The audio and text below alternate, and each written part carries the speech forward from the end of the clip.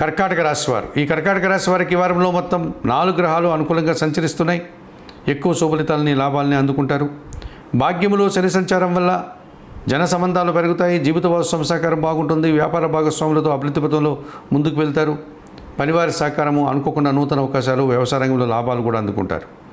అష్టమములో శుక్ర సంచారం వల్ల ఆకస్మికంగా స్త్రీజన సహకారం మీకు బాగా ఉపయోగపడుతుంది. కుటుంబంలో సంతోషకర వాతావరణం, శుభ కార్యక్రమాల నిర్వహణ, వృత్తి ఉద్యోగ వ్యాపారాల్లో ఆదాయము పెరుగుతుంది. అష్టమంలో బుధ సంచారం వల్ల జన సహకారం బాగుంటుంది. వ్యాపారాభివృద్ధి, ఆర్థికాభివృద్ధి, బ్యాంకు లావాదేవీలు ఆర్థికంగా బలపడే విధం కూడా కనిపిస్తుంది ఈ వారంలో. సప్తంలో చంద్ర సంచారం వల్ల జన సంబంధాలు పెరుగుతాయి. మనసుకు నచ్చే సంఘటనలు జరుగుతాయి. జీవిత భాగస్వామి విషయంలో సంతోషకర వాతావరణం నెలకొంటుంది. వ్యయములో గురువు సంచరించడం వల్ల గట్టి పోటీని ఎదుర్కొని వెనకడుగు వేస్తారు. పనిభారం పెరుగుతుంది.